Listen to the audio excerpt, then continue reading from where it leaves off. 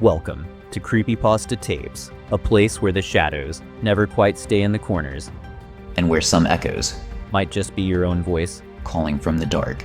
Tonight's tape is about stress, the kind that presses down until something inside you cracks, about how sometimes we run into the forest looking for quiet And find something. waiting for us instead, because some trails twist, not just through trees, but through time itself. And the scariest part isn't. What's hiding behind the pines? It's realizing you've been here before. This is, I heard a scream in the middle of the forest. Nothing could have prepared me for what it was. Chapter 1.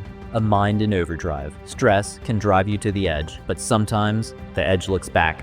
When people say stress can make you sick, I always thought they meant headaches, or sleepless nights, or maybe a panic attack in a crowded subway car. I never thought it could send me running into a forest, searching for peace, and finding something waiting for me instead. I used to be the person who rolled my eyes at words like burnout. I thought that was just code for people Who didn't know how to push through? I was good at pushing through. Long nights, double shifts, deadlines that felt like loaded guns against my skull. Then one morning, I woke up on the floor of my office. cold tiles under my cheek, my coworkers shouting my name from what felt miles away. I didn't even remember falling. At the hospital, the fluorescent lights buzzed like hornets overhead. My chest was tight. My vision kept going white around the edges. They ran tests, took blood, hooked me up to beeping machines. When the doctor finally came in, he flipped through my chart with eyes that said I wasn't dying, but maybe I was something worse. It's stress, he said. Your body can't keep up with your mind anymore. I wanted to argue.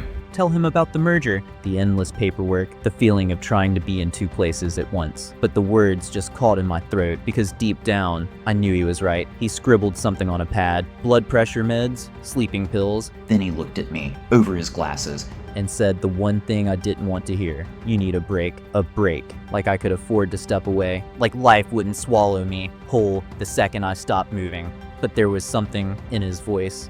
A weight, like he'd seen too many people who hadn't listened. He suggested I go somewhere quiet, far from concrete and cell towers. Nature, he said. Somewhere you can remember how to breathe. So that night, I went home, Sat down at my computer. typed words into a search bar, like I was looking for salvation. Best hiking trails near me. Photos popped up of emerald forests and winding mountain paths. Sunlight filtering through pine branches. Air that looked so crisp. I could almost feel it in my lungs. But some of the reviews made me pause. People talking about feeling watched, like the forest wasn't empty, like it had eyes. I closed the laptop, told myself it was just paranoia, just tired people letting shadows scare them.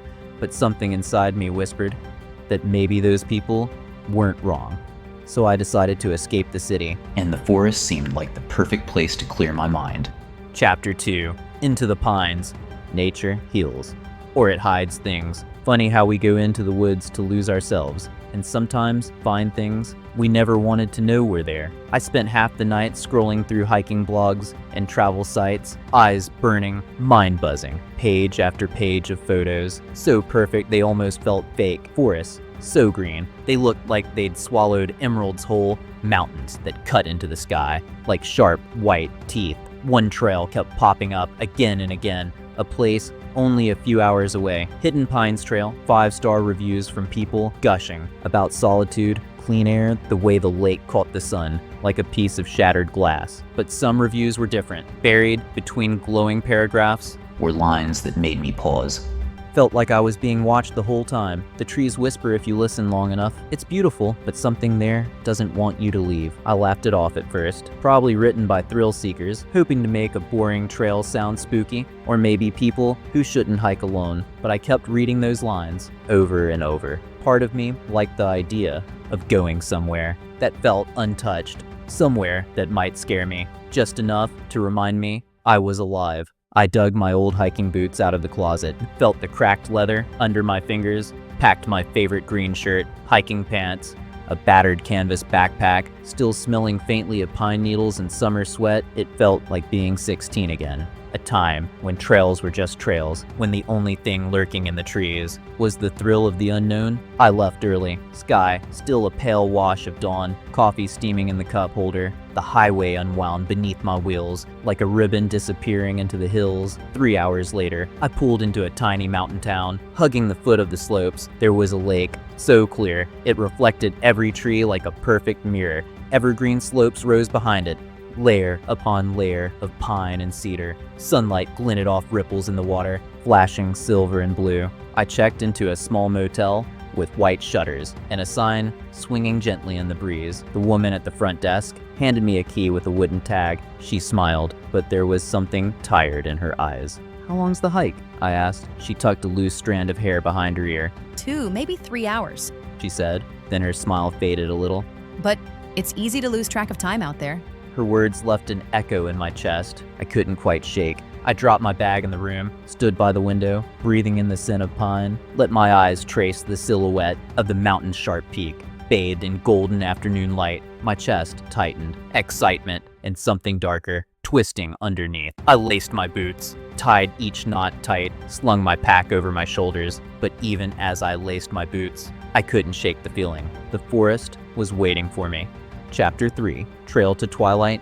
Sunlight can't follow you everywhere. There's a moment on any hike where you stop feeling like a visitor and start feeling like you're trespassing. I stood at the trailhead, staring at the sign, half buried in pine needles. Hidden Pines Trail, 2.7 miles to summit. The letters were fading, as though even the paint was trying to disappear. I glanced at the sun. Still high enough to glow golden through the trees. It seemed safe enough, but a voice in the back of my head whispered that maybe I should wait until morning. Instead, I tightened my pack straps and stepped onto the trail. At first, it felt almost peaceful. A path wound around the lake, the water catching the sky's reflection. In shimmering ripples, the breeze smelled like pine sap and cold stone. Birds flitted between branches, leaves quivered, sending shifting patterns of light across the dirt. My boots crunched over fallen needles. The rhythmic sound reminded me of old camping trips, of times when the woods were just woods. But as the trail curved away from the lake, the trees pressed closer. Pines rose in thick columns, their trunks black against the sunlit sky. Little by little, the warmth faded. Sunlight filtered through the canopy in thin, slanted beams. Each step took me deeper into a hush. So complete, it felt like the forest was holding its breath. My skin prickled. I zipped my jacket higher, though the chill shouldn't have been enough to make me shiver. Somewhere far above, a gust rustled the treetops. Branches creaked. Pine needles fell like soft rain. But closer around me, it was so still. I could hear the tiny hiss of my own breath. The trail grew steeper, twisted upward in tight switchbacks. I kept thinking about the reviews, the ones that said people felt watched. I glanced over my shoulder more than once, expecting to see someone following me through the trees, but there was nothing, or maybe just nothing I could see. The path narrowed, hugging the side of a slope. To my left, the ground dropped away into a valley, so deep it swallowed all sound. Mist lay pooled at the bottom, white and silent as a held breath. To my right, the forest climbed upward. In an impenetrable wall of green and black, only thin strips of sky showed between the spindly crowns of pines like pale veins in stone. I paused to catch my breath, my pulse thudding in my ears. A thought crawled into my mind. Maybe it was time to turn back. My foot scraped over loose gravel. The sound seemed impossibly loud. In the hush around me, for a moment, I felt completely alone, and the next, completely watched. I shifted my weight, leaning on my knees, closed my eyes, tried to convince myself I was imagining it, and just as I opened my mouth to tell myself it was time to leave, I heard the first scream. Chapter 4, Echoes in the Pines. The forest doesn't echo. Unless something wants you to hear it, every instinct told me to run. But sometimes, curiosity feels stronger than fear. At first, I thought it was the wind, a long, thin cry. Weaving through the pines, I froze on the trail. My breath caught in my throat. Every muscle turned to stone. The sound faded, then came again. A muttered shriek, buried under layers of rustling leaves and whispering branches. I held my breath, tried to tell myself it was a bird, or a coyote, or any normal thing. That made sense in the daylight. But the way it twisted through the trees felt human and terrified. I shifted my weight. The gravel under my boot crackled like gunfire in the hush. My heart pounded so hard, I could feel it behind my eyes. Another scream ripped through the silence. This one closer, clearer. "Let me leave, please, let me leave." The voice echoed down the trail, bouncing off the trunks like a trapped animal. It sounded young, desperate. I swallowed hard. The metallic taste of adrenaline filled my mouth. Logic screamed that it might be another hiker, hurt, lost, needing help. But my instincts wanted me gone. My feet refused to move. I stood there, caught between running and the gnawing guilt of leaving someone behind. Wind hissed through the pine needles. Tiny pieces of bark rained down like dry snow. I took one slow step forward, then another, my body shaking. as though I'd caught a fever. I rounded the bend in the trail, straining my ears, nothing but the sigh of trees. I wanted to call out, to ask if someone was there, but the words died in my throat. The forest felt closer now, the trunks crowding in, their shadows stretching long across the dirt. I listened, but the voice didn't come again. Just silence, heavy, waiting. I turned to go back the way I'd come. Muscles trembling, eyes darting between the trees, and that's when I heard it. A low, almost musical whisper. My name. It came from nowhere, from everywhere, as though the trees themselves were leaning down to speak to me. My vision blurred. My chest squeezed tight. Every part of me screamed. To get out, I spun around, bolted up the trail. Branches clawed at my arms. Roots tried to snag my boots. I didn't dare look back, because in the pit of my stomach, I knew if I did, I'd see something following me, something not meant to be seen. And as I ran, I swear the trees were closing in behind me. Chapter 5. Forest of Silence. The woods were silent, far too silent. Silence in a city is peace. Silence in a forest feels like a trap waiting to snap shut. I didn't stop running until my lungs burned like coals in my chest. Branches slapped my face. Needles scraped my arms. Every footfall pounded like a hammer against the dirt. I didn't know where I was anymore. Didn't care. I just needed distance between me and that voice. Finally, my body gave out. I staggered to a halt, doubled over, hands pressed to my knees. My breath came in jagged bursts, white fog in the chilled air. I strained to listen, but there was nothing. Not even birds, not the rustle of small animals in the underbrush. Just a hush, so absolute. It felt thick as velvet. The wind had died. The trees stood like frozen soldiers. The world held its breath. My heart thudded so loud. I was sure something would hear it. A single leaf detached from a branch, drifting down in a slow spiral. It landed soundlessly on the forest floor. It felt wrong. This wasn't normal silence. This was a silence that felt filled with presence. Like the forest itself was leaning in to listen. I turned in a slow circle, eyes searching the shadows between the trunks. Nothing moved, no animals, no figures, no shapes lurking, just out of sight. But the feeling was still there, a crawling sensation on the back of my neck, a certainty that I wasn't alone. I whispered, "Hello?" My voice cracked. So soft, even I could barely hear it. No answer came. Just the empty hush, settling deeper into my ears. I tried to shake it off, tried to convince myself it was just leftover adrenaline, that I'd imagined the voice, that the forest was only quiet because I'd startled the wildlife. But deep inside, I knew I was lying to myself. I glanced up, the light filtering through the canopy looked exactly the same as when I'd started the hike. Golden, afternoon, bright, but it felt like I'd been here for hours. A strange panic gripped me. Was the sun even moving? Was time moving at all? I picked a direction and started walking, boots crunching softly over the packed trail. Each step felt heavier, like the dirt was trying to suck me under. But the silence followed me, wrapped around me like a second skin. A single gust of wind swept through the pines, making them hiss and sway. For an instant, I thought I heard whispers again. I spun around, but there was nothing there. I kept moving, faster now, trying not to look over my shoulder, because deep down, I was terrified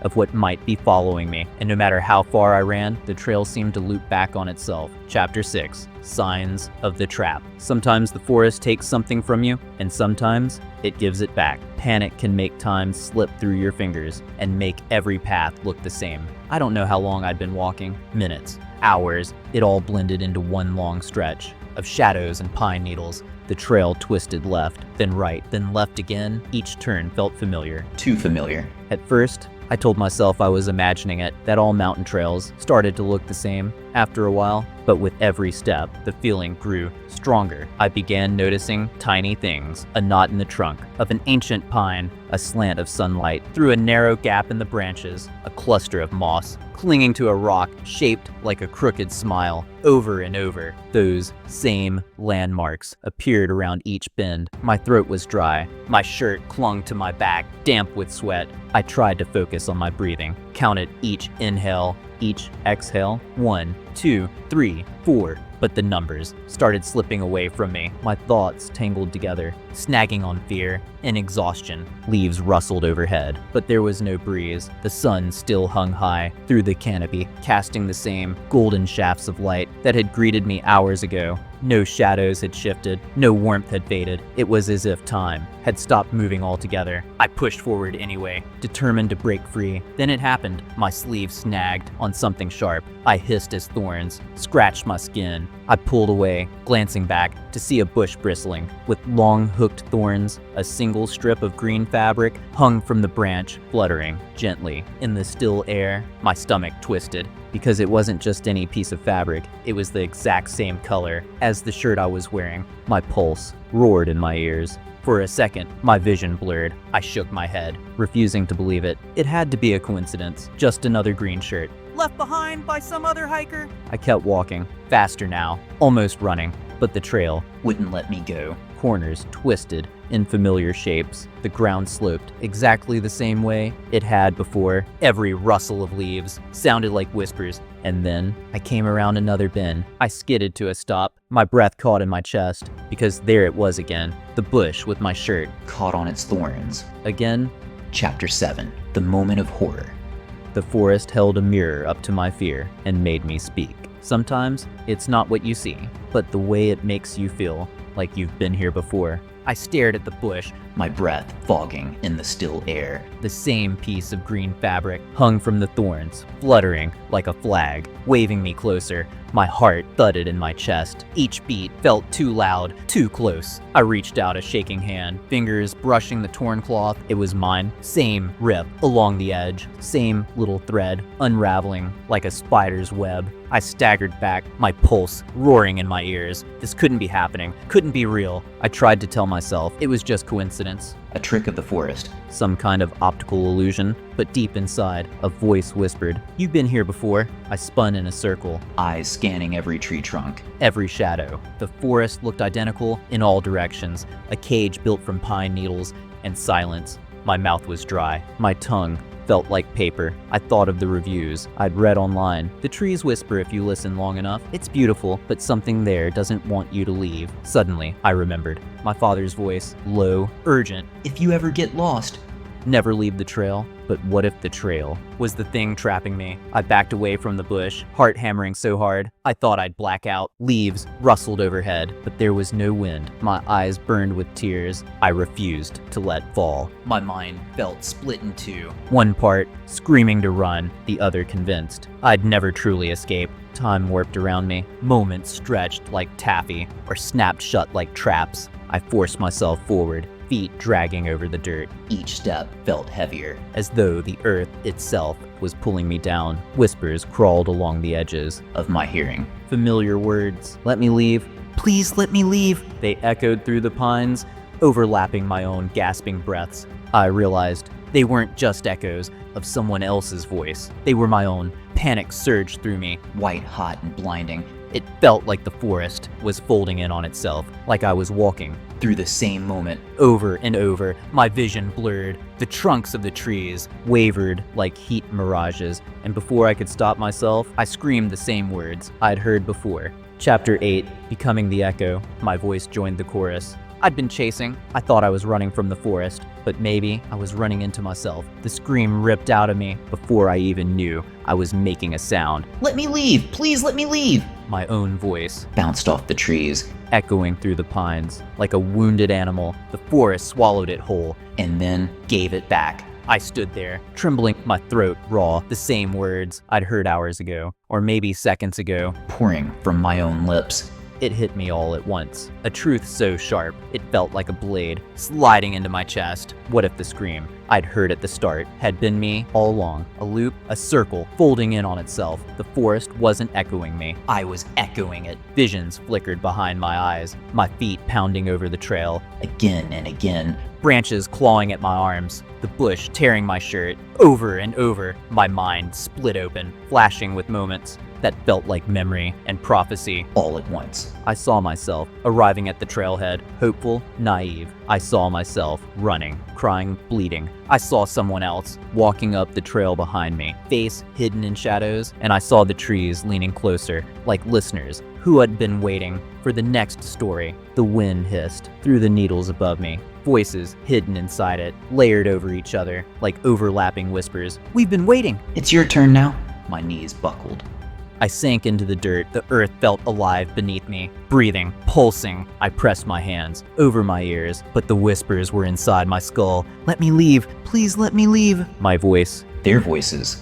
All the same, the forest didn't just watch. It remembered. It kept stories trapped in its roots, in its rings of wood, in the frozen air between the trunks. Maybe that's what the reviews meant, that once you step onto this trail, you become part of its memory, part of its echo. My head fell forward. Tears dripped into the pine needles. I wanted to believe I could still get out, that I could find my way back to my car, drive home, forget all of this. But even as I thought it, the trail behind me seemed to vanish, swallowed into endless trees. I rose to my feet. Forced one shaking step forward. The trees shifted around me, closing ranks, leaving me a single path, leading deeper in. And now, sometimes I wonder if someone else will hear my voice echoing through those trees, begging to be let go. If you're still listening, listen carefully, because if you ever hear my voice calling from the pines, turn around and don't answer. Subscribe for more stories from the shadows, and tell me in the comments, would you keep walking? Or would you run? Thanks for joining me on Creepypasta Tapes. New horrors drop every week, each one waiting in the dark for someone brave enough to press play. Until next time, keep your eyes open and your path straight, because some trails never let you leave.